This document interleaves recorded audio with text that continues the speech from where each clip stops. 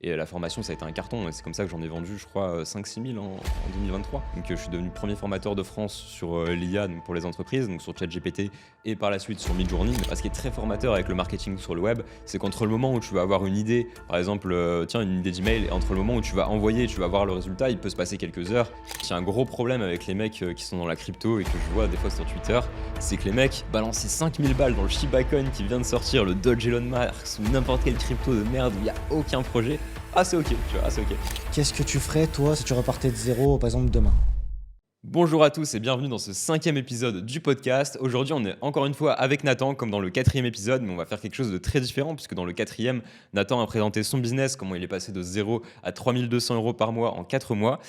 Mais dans ce podcast, je me suis dit que ça pouvait être intéressant d'en faire un deuxième parce que une grande partie de mon audience, et c'est peut-être ton cas, ne connaissent pas vraiment moi, mon parcours, ma légitimité et ce que j'ai fait dans le business.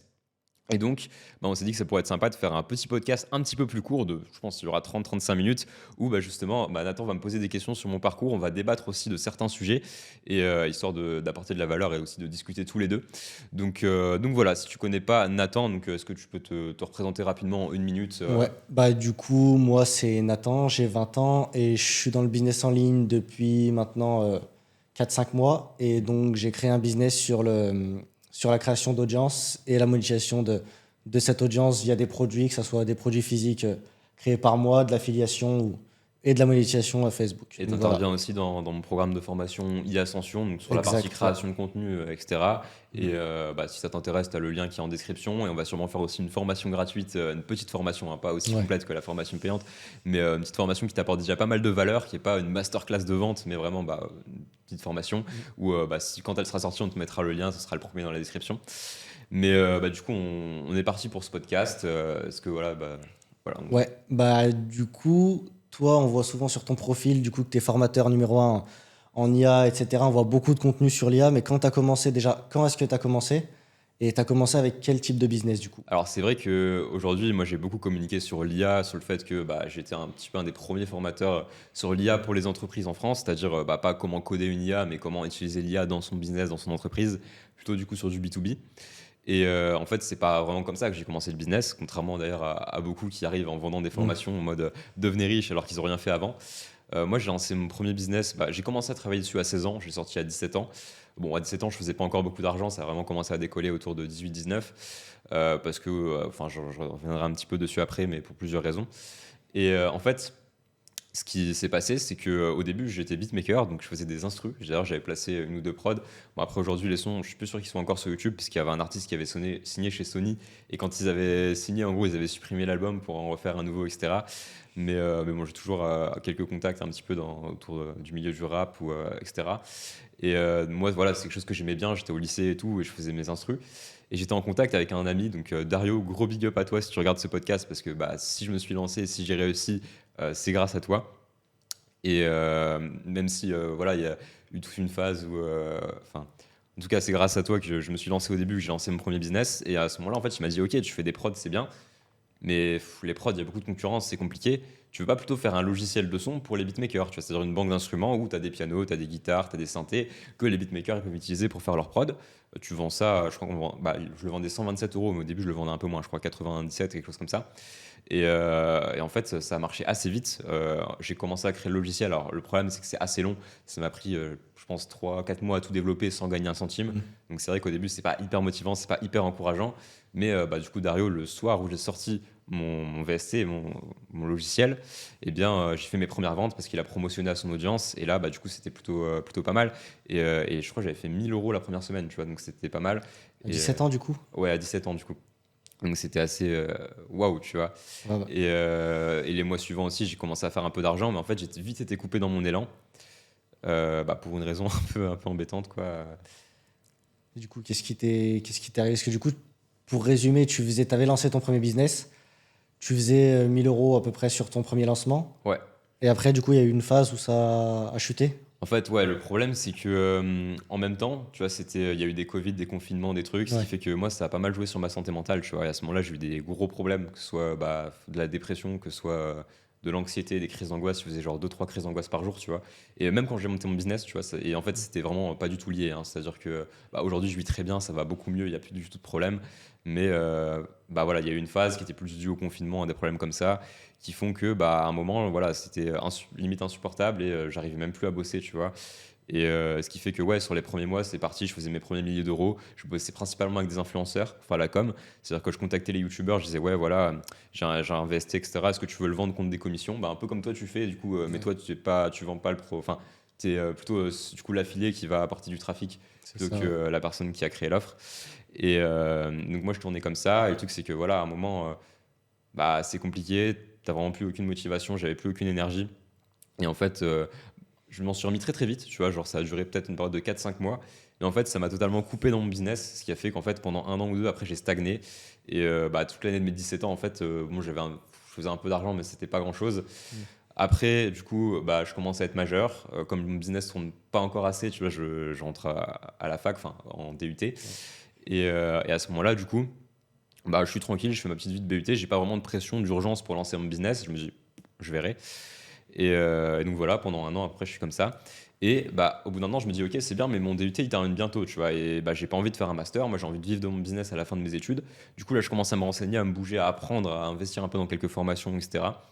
Et je commence à remonter un peu mes revenus. Du coup, là, je monte à peu près 1500, 2000 euros par mois, du coup, avec ce logiciel de son, donc en 2022. Et c'est après, du coup, qu'il y a eu la transition dans l'IA, quoi. Et du coup, toi, tu es passé justement par la création de ce logiciel. Ouais. Et après, ta formation, c'était sur quel type de contenu? Alors là, pour le coup, sur l'IA, je suis vraiment reparti de presque zéro, dans le sens où, enfin, pas de zéro parce que j'avais toujours mes compétences, mais en fait, si tu veux, moi, donc c'était vers août 2022, donc même encore avant ChatGPT, j'essaie de trouver des moyens pour scaler mon business du coup de logiciel de son. Et là, je découvre quelque chose qui s'appelle Botoski, donc, et c'est utilisé GPT-3. Et je vois, c'est une intelligence artificielle qui rédige des articles de blog. Moi, je suis comme un ouf, tu vois. C'est comme la première fois que tu découvres ChatGPT. Ouais. Et c'est comme la première version de ChatGPT, tu vois. C'était GPT-3, c'était à peu près le même modèle.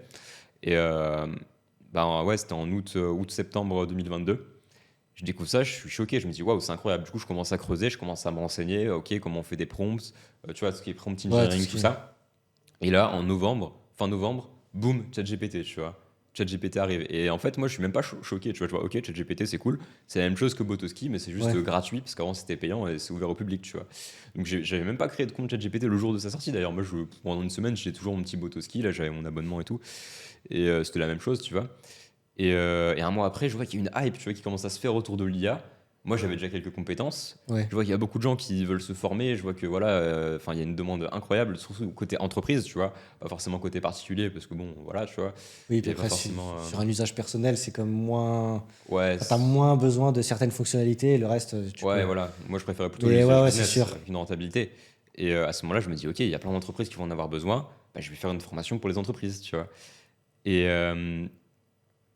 du coup, tout de suite, je commence à faire mon plan de formation. Je travaille sur ma première formation. Alors, c'était pas la meilleure parce que c'était la Ouais. première. C'était un peu. Après, c'est Enfin, le début, il faut voilà, bien commencer. faut bien commencer quelque part. D'ailleurs, ça aussi, je dis aux gens, faut se lancer. Et faut pas forcément agir, réfléchir, dire ah oui, mais attends, mais est-ce que non, faut y aller, tu vois. Et, Oui. euh, et du coup, je lance cette formation. Donc, je lance sur une plateforme qui s'appelle Udemy, qui est une petite marketplace de petites formations low cost où, oui, globalement, on va t'apprendre un peu à faire une compétence à droite à gauche. Mais souvent, c'est pas vraiment des formations très poussées. On va t'apprendre à créer un business de A à Z. Ouais. Et en fait, l'avantage de cette plateforme-là, c'est qu'à l'époque, j'avais aucune audience. Et donc, en fait, il m'a apporté du trafic. Et la formation, ça a été un carton. Et c'est comme ça que j'en ai vendu, je crois, 5-6 000 en 2023. Donc, je suis devenu premier formateur de France sur l'IA, donc pour les entreprises, donc sur ChatGPT et par la suite sur Midjourney. Même si sur Midjourney, aujourd'hui, j'ai retiré les programmes parce que je suis en collaboration avec une autre entreprise où du coup, on vend une formation sur Midjourney, mais à 500 euros cette fois.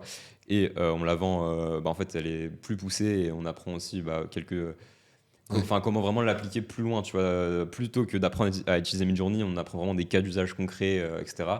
Donc ouais, je commence là-dedans, petite formation comme ça. Et après, on arrive à l'audience, quoi. Et du coup, t'avais jamais avant, enfin, t'étais pas du tout intéressé par tout ce qui était intelligence artificielle, technologie, etc. Avant que ça. Bah si, C'est en quelque fait, chose. si, c'est quelque chose qui m'intéressait, mais le truc, c'est que, en fait, moi, à la base, je pensais que c'était vraiment fait pour les gens dans la technique, qui créent les IA, etc. Mais en fait, la demande principale, alors oui, forcément, il y a une demande pour créer des IA, mais il y a plein d'entreprises qui savent pas comment appréhender l'IA, qui savent pas comment l'utiliser. Donc bah, moi, du coup, je vais les aider en B2B. Je leur dis, voilà, vous pouvez faire ça, vous pouvez faire ça. Et la promesse, c'était pas lance un business de zéro et fais X euros par mois. Tu vois, c'était OK. Bah, il y a l'IA qui est sortie. Moi, je peux expliquer à votre entreprise comment vous pouvez utiliser ChatGPT, etc.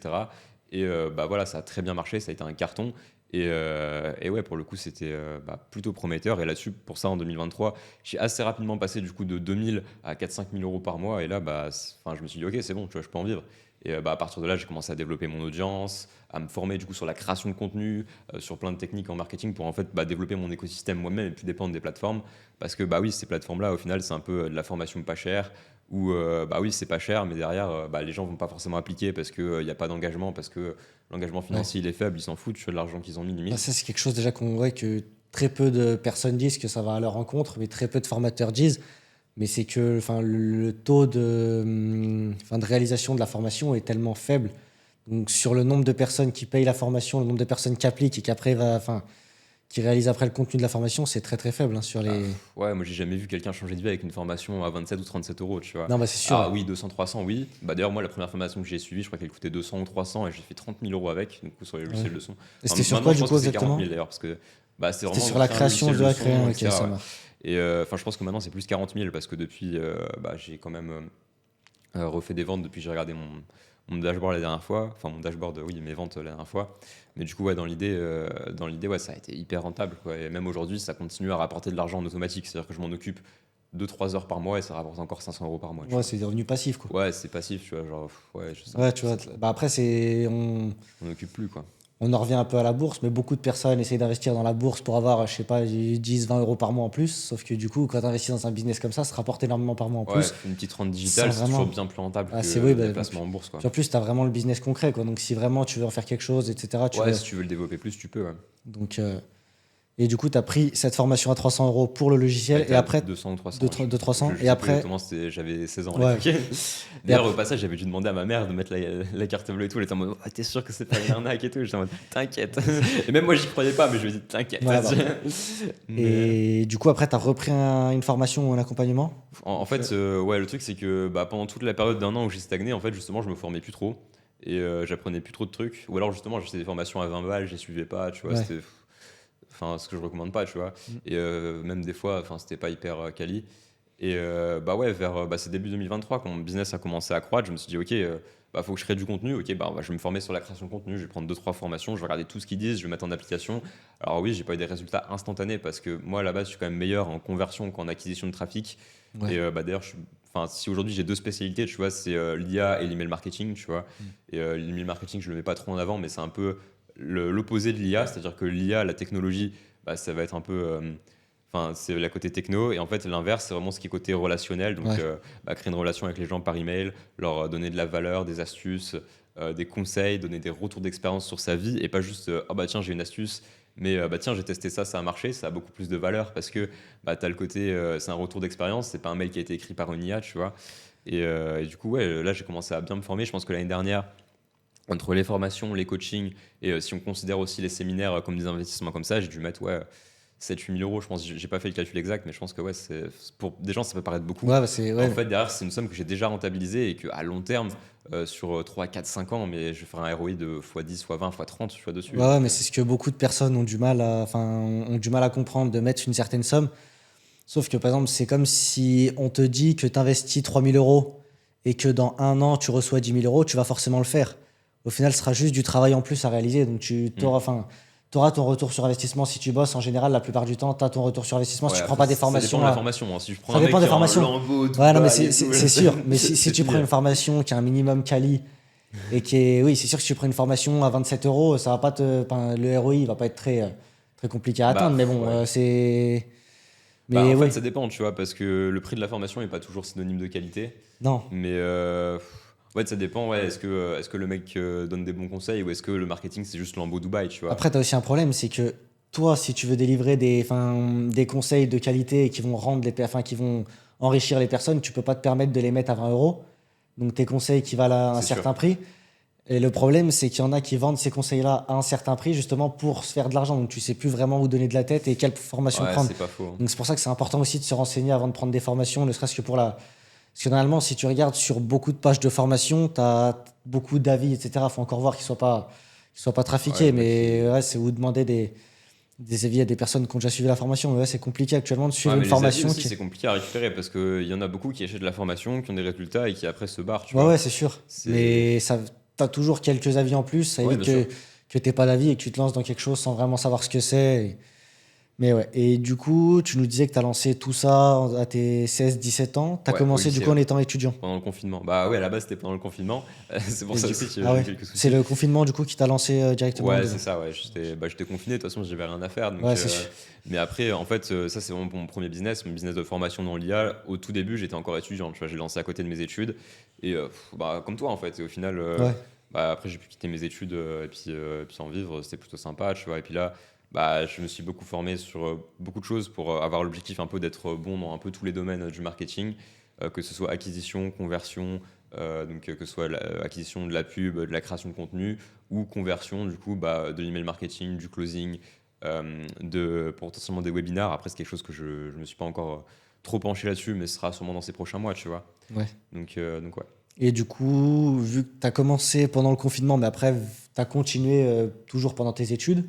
Ouais. Donc, comment t'organises enfin, ta journée pour trouver du temps pour bosser justement en même temps que Quand les j'étais études? étudiant, Ouais. alors là, c'était un peu hardcore des fois, parce que, enfin, moi, tu vois, j'ai pas un business aussi simple, tu vois, que le tien, où ça Ouais. pourrait te prendre 1 ou 2 heures par jour, Mm. parce que je gérais plusieurs trucs en même temps et que, à la fois, je devais gérer les clients, du coup, sur les plateformes Udemy, etc. Je devais créer du contenu et je devais aussi gérer mon premier business, tu vois. Même si, bon, le premier business, tu Ouais. vois, je t'ai dit, c'est 4 heures par mois, c'est tranquille, tu vois. Mais à l'époque, en fait, j'avais pas encore mis des systèmes qui me permettaient de Mm. bosser 4 heures par mois dessus. Je travaillais un peu plus encore, notamment de la recherche d'influenceurs automatisés grâce à des méthodes avec de l'IA ou des outils comme Make.com, tu vois. Ouais, bah, c'est ce que j'allais te poser comme question. Si du coup, après avoir fait ton premier business, tu avais implémenté l'IA justement Dans le premier, ouais, dans bien le sûr. premier, ouais. Bah, en fait, l'IA et surtout des outils d'automatisation. Pas forcément avec de Ouais. l'IA, mais pour contacter des gens automatiquement sans tomber dans les spams, etc. Des influx notamment, donc c'était plutôt pas mal. Et ouais, il y a des coups à jouer avec l'IA, notamment bah, tout ce qui est enrichissement de lead. Alors là, je vais un peu jeter une bouteille à la mer parce que si on commençait à expliquer, on en a pour 10, 15, 20 minutes, tu vois.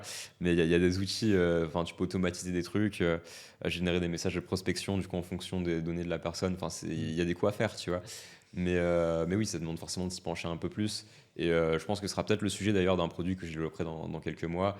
Mais ça, on verra en temps voulu, tu vois. Et du coup, pour toi, actuellement, quelle est la meilleure IA que tu peux utiliser? Ah, la meilleure IA qu'on peut utiliser. Bah écoute, c'est une question qui est très intéressante. Et en fait, il n'y a pas vraiment de bonne ou de mauvaise réponse, tu vois, à ça. Moi, mon IA préférée, c'est ChatGPT. Pourquoi? Parce que, et ça je le dis d'ailleurs, ça fait à peu près 1 an, je l'avais dit à peu près en mars, à la sortie de GPT-4, j'avais dit ChatGPT, ça va devenir un petit peu l'IA généraliste qui fait tout. Et bah, c'est ce qui s'est confirmé parce qu'après on a eu des plugins donc, qui permettaient d'ajouter pas mal de fonctionnalités à droite à gauche, qui ont aussi dégommé des SaaS, on reparlera après des SaaS, mais il y avait des SaaS en place, bah, en fait GPT ils ont ajouté de la fonctionnalité et ils ont pris tout le marché. Il y a eu donc des plugins, il y a eu DALI intégré, il y a eu Advanced Data Analysis, donc il y a beaucoup de gens qui ne savent pas forcément à quoi ça sert. Ça, c'est surtout pour faire du traitement de données ou interpréter du Python. Alors, il n'y a pas beaucoup forcément de cas d'usage, mais bah, pour de l'analyse de data, ça peut être intéressant. Et en fait, ouais, l'idée de ChatGPT, c'est en train de devenir un peu la pieuvre, l'outil un petit peu généraliste qui fait un peu tout. Maintenant, enfin, ça dépend vraiment de quoi on parle, parce que si jamais on veut faire de la génération d'images, la meilleure IA, c'est Midjourney, tu vois. Donc, si on veut faire des sous-titres, là, il y a plein d'outils, hein. Il y a Submagic, Sendshort, Snapvid. Il n'y a pas forcément de meilleurs outils, tu vois, ils se valent tous. Donc après, c'est juste bah, préférence personnelle de chacun. Moi, perso, je suis un peu en contact avec l'équipe de Snapvid, donc souvent, je parle un peu de leur outil, tu vois. Mais parce que c'est des Français, c'est des potes. Ceci dit, Sendshort, Submagic aussi, tu vois, c'est des Français. Ouais. Et en fait, ça dépend vraiment du cas d'usage. Mais ouais, si je devais dire une IA en fait, qui va servir au plus de monde, bah, ça va pas être très original, mais c'est ChatGPT, tu vois. Ouais, bah après, c'est quelque chose qui est en train de. Moi, je le vois notamment quand j'étais en cours avec enfin, tous les exposés qu'il y a à rédiger, tous les trucs qu'il y a à faire, c'est tout ChatGPT qui te fait tout automatiquement. Tu n'as plus besoin de. Enfin, t'as plus forcément de recherche énorme à faire. Et ça, les profs, je sais pas comment ils. Parce que même, tu as énormément de partiels ou de choses que tu rends et enfin, qui sont faits avec ChatGPT. Ouais, et ça, en Donc, vrai, je pense que c'est à la fois un problème et pas un problème, dans le sens où bah, quelqu'un qui va faire rédiger son devoir par ChatGPT et qui va le rendre, ça va se voir. Et bah, pas ouf, tu vois. Par contre, quelqu'un qui va s'en servir pour faire des recherches de manière intelligente en ayant un regard critique et qui va peut-être gagner 30% du temps, bah ouais, c'est peut-être que 30%, mais c'est déjà ça. Et au final, Bah, je trouve qu'il n'y a pas de mal à ça, tu vois. L'idée, c'est juste de pas se foutre des gens, en gros. Non, oui. Et en fait, le truc, c'est que l'école est censée aussi former au monde du travail. Et bah, demain, le monde du travail, tout le monde, ou presque, enfin, dans les métiers, en tout cas, où il y aura de l'IA à utiliser, les gens vont utiliser l'IA. Donc, bah oui, c'est cohérent aussi de l'utiliser en cours et bah, d'apprendre aussi à l'utiliser à l'école. Et je pense que dans quelques années, il y aura peut-être des cours de ChatGPT, tu vois, ou des choses comme ça. On nous Bah, expliquera, c'est voilà, pourquoi faut l'utiliser, pourquoi faut pas l'utiliser. Attention aux données personnelles, aux choses comme ça, à tout ce qu'on partage aux IA, parce que bah, des fois, ça peut servir ensuite à aller entraîner des modèles, voilà, tout ce qui est autour de la confidentialité. Et bah, c'est quelque chose, oui, qui va se développer, je pense, dans ces prochaines années. Après, du coup, c'est plutôt, toi, tu es plutôt pour le développement justement de l'IA. Ouais, moi, je suis totalement pour. Et toi, du coup, je... Oui, bah après, oui, c'est quelque chose qui, enfin, entre guillemets, on ne peut pas l'éviter, quoi. Il est là dans tous les Ouais, il est cas. là, ouais. Enfin, une fois que les choses sont sorties, là, tu peux pas dire à ChatGPT, on arrête tout. Enfin, il y a rien du tout, on fait plus rien, on n'utilise plus du tout l'intelligence artificielle, quoi. Ouais, et puis si on coupe Donc maintenant que ChatGPT, c'est il y en a une autre qui sorti, va arriver, quoi. oui, bah, il y en a d'autres qui vont arriver. Et justement, puis c'est quelque chose qui fait gagner énormément de temps à beaucoup de monde et que ça soit, enfin, c'est un point positif pour beaucoup de boîtes, Ouais. un peu plus négatif pour certains salariés qui vont potentiellement être licenciés, mais c'est quelque chose qui Ouais, est. le monde du travail va changer, il y aura des nouveaux métiers, tu vois. Ce Oui, qu'on oui, dit tu auras souvent, plein c'est d'autres que métiers, mais le problème, la c'est moitié des que. métiers de 2030 n'existent pas encore, tu vois. Mais là, tu regardes, moi, quand j'étais en cours, j'ai fait découvrir énormément de personnes ChatGPT qui ne connaissaient pas ChatGPT et qui l'ont après utilisé énormément. Donc, c'est là que tu vois qu'il y a quand même un retard sur ce qu'on t'apprend à l'école et sur ce qu'on te montre, alors que ce qui se passe dans la réalité, c'est tout autre, quoi. On te forme à un travail, alors qu'il y a énormément de choses. Par exemple, rédiger un mail, tu vois, enfin, des trucs tout bêtes, mais rédiger un mail, par exemple, pour un événement sportif ou des choses comme ça. Tu vois, il suffit que tu demandes à ChatGPT de te rédiger ne serait-ce qu'un exemple. T'as pas besoin de tout refaire, tu as juste à remodifier certaines choses, quoi. Donc Mhm. c'est des choses qui pour moi sont vraiment, enfin, qui devraient être utilisées dans les écoles, etc., les facs Ouais. parce que c'est Et quelque chose surtout ouais, qui apprendre à bien va, l'utiliser, ouais. ouais, surtout à bien l'utiliser. Ouais. Ouais, parce qu'en fait, aujourd'hui, moi, ce que je pense concrètement pour l'IA, c'est que ça va être la polarisation des extrêmes. D'un côté, tu as des gens qui vont être un peu cons, entre guillemets, tu vois, qui vont utiliser l'IA très mal, de manière un peu débile, c'est-à-dire qu'ils vont même pas relire le résultat, ils vont faire copier-coller, ils vont l'envoyer. Bah, enfin, juste voilà, ils vont écrire une ligne, ils vont même pas exprimer de contexte, ils vont pas détailler, ils vont envoyer un copier-coller, ça va se voir. Enfin, là, Ouais. waouh, tu vois. Et d'un autre côté, tu as les gens smart qui vont s'en servir pour être plus productifs. En fait, tu vas avoir une polarisation où d'un côté, bah, les gens un peu flemmards, ils vont être encore plus flemmards. Et de l'autre côté, les gens qui bossent, Ouais, qui sont. et qui bossent, ça veut pas dire bosser 8 heures par jour, ça veut juste dire être productif, faire les choses, avoir du bon sens, bah, ils vont être encore plus productifs grâce à l'IA. Donc ça va vraiment polariser les deux côtés, tu vois. Et du coup, en 2023, c'était la mode de lancer un SaaS justement avec l'intelligence artificielle, etc. Toi, est-ce que ça t'a déjà traversé l'esprit de faire ça ou est-ce que c'est quelque chose que tu envisages ou pas du tout? Alors, non, pour le coup, pas du tout. Pour ceux qui ne savent pas, un SaaS, globalement, c'est un logiciel comme on pourrait avoir Canva, comme on pourrait avoir ChatGPT, comme on pourrait avoir Midjourney. Globalement, c'est un logiciel qui résout un service en ligne. Ce qu'on dit souvent, c'est que dans le business, il y a trois types, dans le business en ligne, il y a trois types de choses qu'on peut vendre. Il y a soit des produits physiques, soit un service, donc soit freelance, agence ou bah, SaaS, du coup, c'est du logiciel, soit du coup des formations, donc que ce soit dans le make money, dans la santé, dans les relations, dans la parentalité, enfin, il y a plein de niches, tu vois, donc formation, coaching, etc. Et bah, en fait, pour les SaaS, c'est assez devenu à la mode parce qu'il y en a beaucoup qui créaient leur IA. En fait, ils ne créaient pas vraiment leur IA, c'est-à-dire qu'ils branchaient ChatGPT, ils mettaient un prompt dessus. Par exemple, je sais pas, je vais faire une IA pour les agents immobiliers pour générer des annonces, tu vois. Bah, en fait, ils vont brancher ChatGPT, ils vont lui mettre un bon prompt pour rédiger des annonces. Et derrière, ils vont faire ouais, on a créé une IA pour les agents immobiliers, ils vont vendre ça à 20 balles par mois, 30 balles par mois. Et le truc, c'est qu'en fait, bah, là, ChatGPT, ils ajoutent les GPTs, donc il suffit d'avoir pour 20 balles par mois, tu as accès à plein de petits agents d'IA qui Ouais. agiraient presque comme ces SaaS-là, tu vois, et tu en as accès à plein. Donc pour moi, en fait, lancer un SaaS d'IA là-dessus, c'est vraiment une connerie parce qu'en fait, il suffit juste que OpenAI ajoute la fonctionnalité. Ton SaaS, il n'existe plus. Tu avais peut-être mis plein d'efforts pour monter à 10 000, 20 000 euros de MRR, donc de revenus mensuels récurrents, parce que souvent, ces logiciels fonctionnent par abonnement. Et en fait, bah, suffit qu'il y ait une grosse boîte qui arrive, ils te détruisent tout ton MRR et ils te détruisent toute ta valorisation. Donc pour moi, en fait, si lancer un SaaS, c'est intéressant si vraiment on arrive à quelque chose de nouveau, qui a vraiment un besoin, un problème précis qui a été identifié sur un marché. Faut pas lancer un SaaS en se disant ouais, je vais lancer un SaaS. Faut lancer un SaaS en se disant ok, j'ai identifié tel problème. C'est pas la feature que Google, ChatGPT peut ajouter. C'est vraiment un truc. Par exemple, quand Submagic, Sendshort, etc. sont arrivés, eh bien, c'était totalement nouveau. Ça a fait gagner beaucoup de temps aux créateurs. Ça résolvait un vrai problème et c'était pas une fonctionnalité qui allait être ajoutée par GPT. Et c'est pour ça que ça a très bien marché. Mais en fait, tant que t'as pas l'idée, que aussi t'as pas aussi des grosses connaissances en marketing, parce que marketer un SaaS, c'est quand même pas évident. Marketer de l'abonnement, pour moi, c'est quelque chose que je trouve beaucoup plus dur que de marketer un produit, par exemple en e-commerce, Ouais. de vendre de la prestation de service ou même vendre des formations. Bah, ça reste le Donc, plus dur à vendre. Ouais, ouais, l'abonnement, pour moi, c'est quand c'est même pas un assez. business déjà pour les débutants. Et en plus de ça, bah, si t'as pas l'idée, si t'as pas un truc qui va pas se faire destroy par GPT et que t'as pas aussi beaucoup d'énergie à y mettre pour que ça devienne entre guillemets ton business principal ou presque, bah non. Et c'est pour ça qu'aujourd'hui, j'ai pas vraiment lancé de ça parce que bah, en fait, j'ai déjà un business qui tourne et c'était pas forcément le coup le plus smart à faire, tu vois. Après, du coup, tu parlais des GPTs là. Ouais, Et ça, en fait, parce que ChatGPT peut les créer eux-mêmes, mais toi aussi, tu peux créer les tiens. Et ouais, du tu coup, peux les les partager vendre. aussi, ouais.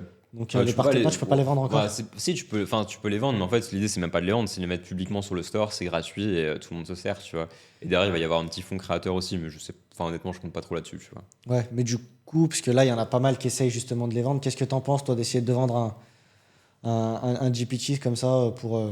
C'est pas bête, mais après, c'est pas le genre de truc qui pourra se vendre super cher et faut vraiment que ça résolve un problème précis. Pourquoi pas? Pourquoi pas? Après, j'ai pas forcément d'avis là-dessus, mais pour moi, c'est pas franchement un giga business, tu vois. Ouais. Ça peut être un complément, des bonus de formation, etc. Ça passe très bien, mais voilà.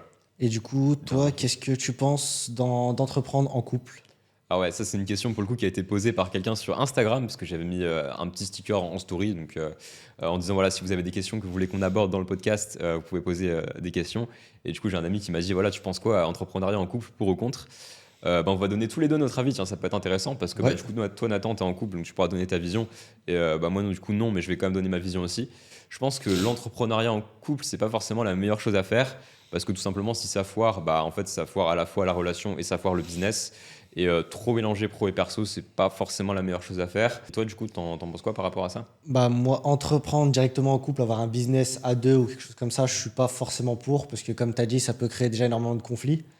Donc, t'as beaucoup de personnes qui sont aussi énormément stressées avec le business ou stressées dans la vie en général, etc. Et donc, ça va encore plus stresser. Et du coup, la relation, ça peut un peu la bousculer. Mais après, si elle fait son business de son côté et que moi, c'est de mon côté, ça, y a aucun problème, entre guillemets. Après, c'est toujours mieux d'un point de vue où elle va comprendre ce que tu fais. Parce que quand tu es en couple avec une personne qui ne connaît vraiment pas ce domaine du tout, Ce qui était ton cas, du coup, ouais, quand ce t'as qui était lancé mon ton cas, business. et bah du coup, c'est plus compliqué de lui dire que par exemple, tu vas travailler jusqu'à telle heure ou etc., que tu peux pas te voir à tel moment parce que tu travailles. Au début, en tout Enfin, cas, après, une fois que au t'es début, plus oui, sûr. après une fois que j'étais. Mais du coup, ne serait-ce que. Parce que tu as des moments, moi, il y a beaucoup d'avantages au business que je fais aussi, mais tu as aussi le fait que, par exemple, faut poster à certains horaires Ouais. et que du coup, par exemple, à 21h, souvent, je vais être sur mon téléphone. Après, Donc, poster, ça peut te prendre ouais, 10 minutes, quoi. Mais oui, oui, c'est oui, ça vrai que prend pas énormément de ça temps, peut couper, mais quoi. tu vois, des fois, enfin prendre ton téléphone à tel moment, etc., répondre à Ouais. tel message, ça peut. Mais pour moi, non, c'est pas quelque chose de très dérangeant d'être avec une personne qui est pas du tout dans le domaine, Ok. et non plus une personne qui est qui est justement dans le domaine. Mais lancer quelque chose à deux, c'est pas forcément quelque chose que je ferais du coup. Non. Ouais, c'est pas quelque chose que tu ferais même après 4 ans, je crois, de relation avec ta copine. Ouais, 4 ans, ouais. Ouais, Mais même c'est après ouais, 4 ans, c'est pas quelque chose que tu devrais faire. non, parce que je pense que ça peut créer plus de conflits qu'autre chose et que c'est pas forcément. Ok. Après, elle est pas dans le business en général, donc elle a pas pour forcément objectif Mais si de demain lancer elle lance ça. un business, tu serais là à l'encourager, à la Ah, bien soutenir, à sûr. l'aider, ouais, Bah, bien oui, sûr. mais après, moi, je serais tellement heureux pour elle aussi parce que du coup, c'est quelque chose. Si elle a envie de le faire, moi, j'ai eu envie de le faire parce que c'est vrai que peu de personnes aujourd'hui sont. C'est là l'avantage du réseau. Peu de personnes sont là à te pousser parce que peu de personnes comprennent ce que tu veux faire. Ouais, c'est vrai. Donc, ne serait-ce qu'avoir une personne qui te pousse et qui comprend ce que tu veux faire, c'est forcément bénéfique. Ouais. Mais après, c'est vrai qu'aussi, bah, on a tendance à le voir, mais l'entrepreneuriat, c'est un milieu qui est encore très masculin. Et d'ailleurs, je trouve ça un peu dommage parce que bah, il y a vraiment des filles qui ont des potentiels incroyables, qui lancent des énormes business et du coup qui démocratisent aussi l'entrepreneuriat pour les femmes, que ce soit du freelancing ou même monter des business, etc. Et ouais, je trouve que c'est intéressant et que en fait, le business en ligne, ça a d'abord touché les hommes parce que je pense qu'on a comment dire, des prédispositions entre guillemets comportementales à du coup vouloir entre guillemets mettre à l'abri la famille, etc. Tu Ouais. vois, le père de famille protecteur, etc. Mais en fait, ça ne doit pas du tout être une excuse tu vois, qui limite les femmes. Mais je pense que, en fait, comme il y a peu de femmes qui font du business en ligne, il y en a peut-être qui ont plus peur de se lancer et en voir du coup qui en parlent sur les réseaux. Et d'ailleurs, je pense que ce serait intéressant pour ça que j'invite une femme sur le podcast dans quelques épisodes. Ouais. D'ailleurs, je vais en Ouais, tourner un avec Tiffany, du coup, que tu Ouais, as Tiffany, rencontré au séminaire, qui elle a une agence du coup de marketing. Parce que bah, je pense que c'est important aussi de les mettre en avant, comme il n'y en a pas beaucoup. Et du coup, ouais, voilà, je Bah, pense que c'est. ouais, en plus, déjà, l'entrepreneuriat de base, c'est quelque chose dont très peu de personnes parlent et qui est un peu vu comme. enfin, c'est un peu vu comme mal pour beaucoup de personnes. Ouais, Entre guillemets, un peu plutôt enfin, négatif. les gens n'ont pas de problème avec Non, l'entrepreneuriat. pas Les forcément, gens n'ont même pas de problème avec l'argent. Les gens ont un problème parce qu'ils sont jaloux de Oui, voir mais des c'est gens pour qui ont de ça. l'argent. Alors qu'ils pourraient faire la même chose en faisant la même chose que nous, quoi. Mais du coup, oui, surtout à l'heure actuelle, ouais, beaucoup de femmes ont peur de se lancer. Et on parle beaucoup, justement. Il y a eu tout, enfin, pendant des années, ces valeurs conservatrices, comme quoi la femme n'avait pas assez choses à faire et prendre des responsabilités. Et je pense que ça aussi, ça a joué, ne serait-ce que pour ce qu'on le voit aussi dans l'entrepreneuriat, mais aussi dans les postes de direction. Moi, j'avais fait une étude à l'école sur les postes de direction, ne serait-ce que dans le sport, etc. Ils ont quand même été obligés de faire passer une loi pour dire que Ah tu ouais. devais accepter un certain quota de femmes, sinon il y avait trop peu de femmes enfin, dans les postes de direction dans le sport. Alors, Donc ouais, ils ont pour dit à autant, moi, je partir suis pas pour les de... quotas, mais Non, non, je suis pas pour les quotas, mais ouais, c'est quelque chose qui pourtant, enfin, on reprend ouais, l'exemple de Tiffany, elle a quelque chose qui marche très bien. ouais. Et ne serait-ce qu'on parlait de Margot, etc., de Justine, qu'on construit quelque chose d'énorme comparé à ce que beaucoup d'autres ont fait. Donc ouais, ce serait important aussi de les mettre en valeur et de voir ce que... Après, nous, on n'a pas forcément le point de vue d'une femme Ouais, c'est à vrai. exploiter. Donc, enfin, À exploiter. non, non, mais à exploiter dans le sens où tu vois, analyser, de voir ce qu'elle pense et ce qu'elle ressent par rapport à ça. Mais oui, ça serait Ça intéressant pourrait que être tu fasses un intéressant, ouais. podcast toi, Pour un des prochains avec une épisodes du femme. podcast, il faudrait essayer d'interviewer une entrepreneuse. Ouais. Mais ouais, s'il y a des femmes qui regardent ce podcast, sachez que l'entrepreneuriat, même si vous voyez beaucoup de mecs sur les réseaux, c'est pas quelque chose qui est réservé aux hommes. C'est vraiment, tout le monde aujourd'hui peut se lancer. Il suffit d'avoir les bons outils, les bons moyens et de passer à l'action. Ouais. Et ouais, je pense qu'aujourd'hui, tout le monde peut le faire et pourquoi pas vous, quoi. Et du coup, pour terminer, j'avais deux petites questions. Qu'est-ce que tu ferais, toi, si tu repartais de zéro, par exemple, dès demain? Si demain je repartais de zéro, alors je pense que ça dépend en fait si on compte avant, enfin si on compte avec ou sans compétences. C'est-à-dire que si aujourd'hui, enfin si demain du coup je me relance sans aucune compétence, Ouais, sans sans rien de aucune zéro, compétence, ouais. voilà, je vais prêcher pour ma paroisse, mais il y a Ascension, tu vois. Pour moi, je lancerais ce business-là parce que Ouais. aujourd'hui, tu vois, tu as deux types de business qui marchent, c'est les business basés sur la relation et les business basés sur la tech. La tech, ça va être des business qui vont utiliser l'IA, donc comme Ascension, ça va être la crypto, le Web3, etc. Mais moi, c'est pas forcément le domaine qui m'attire le plus parce que, encore une fois, on voit beaucoup de success stories de mecs qui deviennent millionnaires grâce au Bitcoin et tout. Mais en fait, c'est une très infime minorité et en fait, on touche au marché financier qu'on contrôle pas. Ouais. Et moi, j'aime bien quand même avoir du contrôle sur ce que je fais et pas jouer un peu au yo-yo, au trading ou aux trucs comme ça. Donc, c'est pour ça que je suis pas vraiment impliqué dans le Web3, dans la crypto. Et donc, pour moi, ouais, sur la partie tech, ce serait plutôt ça. Après, il y a aussi des trucs en tech comme biotech, biohacking, etc. Mais c'est des choses qui demandent. Il y a quand même plus de barrières à l'entrée. Donc, sur la partie techno, je me lancerai dans l'IA. Ou alors, je me lancerai sur un business axé dans la relation.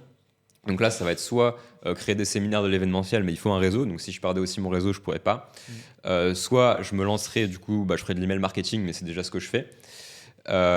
Soit, ce que je fais du coup pour moi-même, mais aussi là, j'ai pris un client en tant que prestataire, en tant que freelance à côté. Donc un petit truc qui me prend quelques heures par semaine, tu vois, 3-4 heures et qui tourne plutôt bien. Soit je montrerai une agence OF parce que c'est aussi de la relation. Mais le truc, c'est que moi, éthiquement, tu vois, j'aurais quand même du mal, Ouais. moralement, j'ai quand même cette barrière-là et c'est pour ça que c'est pas quelque chose que je lancerai, tu vois, personnellement. Après, je comprends Ouais. que certains peuvent le faire, tu vois, mais si vraiment je me lancerais de zéro, sans rien, je lancerai un business avec l'IA comme on le fait dans Ascension, pardon. Si maintenant, demain, j'avais des compétences, je récupérais mes compétences d'aujourd'hui, mon réseau, etc., je pense que je lancerais une agence d'email marketing et j'irais directement proposer mes services aux gens que je connais dans mon réseau. Et je pense que ouais, je pourrais monter assez rapidement à 10 000 euros par mois. Mais ça, pour le coup, ça demande quand même plus de compétences, plus d'expérience et déjà de connaître quelques personnes. Parce que quand tu débutes, que tu n'as pas encore eu de clients, c'est compliqué d'avoir ses premiers clients en tant que freelance. Même si ça reste bien sûr possible, hein, mais c'est quand même le côté le plus compliqué et qui peut prendre des fois plusieurs mois. Aussi, il faut apprendre à prospecter, il faut apprendre à closer. Donc ouais, ça peut être un peu chaud, quoi.